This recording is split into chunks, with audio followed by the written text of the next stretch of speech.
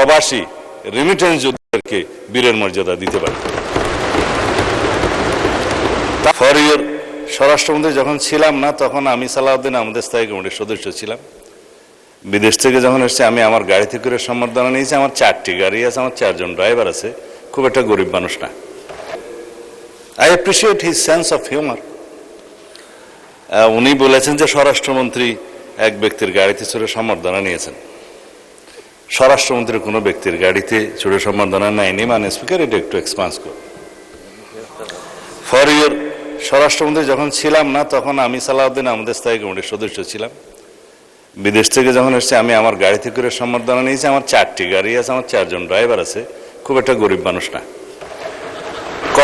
কক্সবাজার যখন আমি গিয়েছি লক্ষ লোকের সমাবেশ হয়েছিল, কোনো গাড়ি বিমানবন্দরে তেমন ঢোকার সুযোগ হয়নি। অনেক লোকের মাইক্রোবাস জিপ টিপ ছিল, একটাতে উঠলাম, ওটাতে কেউ উঠতে দিল না মাইক্রোবাস, আরেকটাতে উঠলাম, আরেকটাতে 5 নম্বর গিয়ে বলে যে এটাতে উঠে। পরে দেখা গেল সেটা একটা কোনো ব্যক্তির নামে না, 17-18 বছর আগের গাড়ি। সেটা ট্রান্সফার হয়েছে যার নামে, সেই ব্যক্তি আমার এলাকায় বাড়ি। সে আগ্রহ করে বললো এখানে ওঠেন। ওখানে আমার উচ্ছেদে বহু দামি গাড়ি উপস্থিত ছিল, কিন্তু পৌঁছাতে পারেনি। সেটা আমি জনগণের সামনে, দেশবাসীর সামনে তারপরেও দুঃখ প্রকাশ বলেছি, এটা আমার ভুল হয়েছে যে আমি অন্য কোনো গাড়িতে উঠতে যেয়ে এই গাড়িতে আমার সমর্থকরা উঠিয়েছে, এবং সেটা কোনো ব্যক্তির নামে গাড়ি না।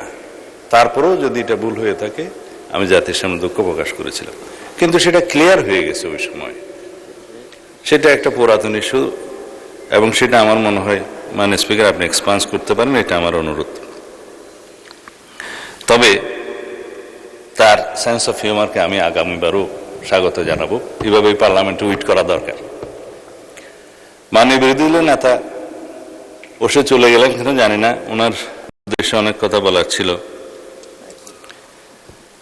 এখন আচ্ছা, হয়তো আসছে স্যার, ধন্যবাদ।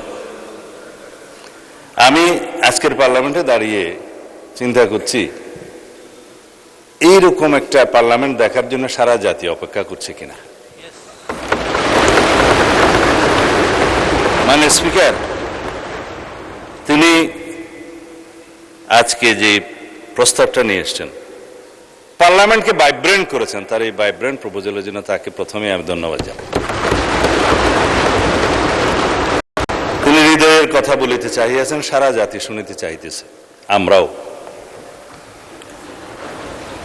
তিনি মাননীয় বিরোধী দলের নেতা হিসেবে আজকে বক্তব্য না রেখে একজন জাতীয় নেতা হিসেবে বক্তব্য রেখেছেন।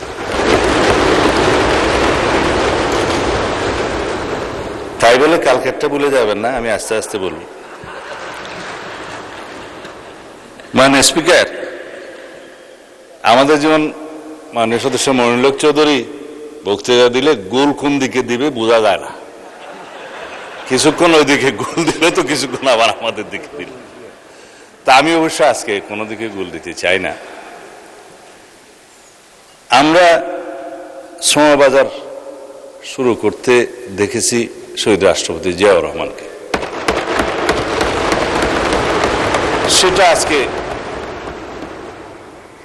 বাড়তে বাড়তে সারা দুনিয়ায় বিস্তৃত হয়েছে। তার এই দূরদৃষ্টি আমাদের জাতিকে রেমিটেন্সের সমৃদ্ধ করেছে। মাননীয় বিরোধী দলের নেতা বলেছেন, তাদেরকে আমরা রেমিটেন্স যোদ্ধা বলি, তারা যেন বীরের মর্যাদা পায়। অবশ্যই আমরা এখানে আলোচনা করে এই প্রবাসী রেমিটেন্স যোদ্ধাদেরকে বীরের মর্যাদা দিতে পারি।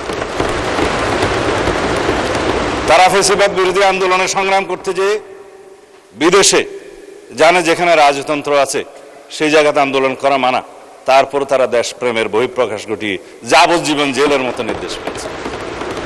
কেয়ারটেকার গভর্নমেন্টের সময় উদ্যোগ নিয়ে রাষ্ট্রীয়ভাবে তাদের অনেককে ফেরত আনতে পেরেছেন। আরো কিছু বাকি ছিল, পরে আমরা চেষ্টা করে বাকিদেরও এনেছি। এখনো কেউ যদি বাকি থাকে পররাষ্ট্র মন্ত্রণালয় উদ্যোগ নেবে তাদেরকে যেন ফিরিয়ে নিয়ে আসা হয়। তাদের মধ্যে দেশপ্রেম যারা দেশে আছে তাদের চাইতে বেশি জাগরুক থাকে।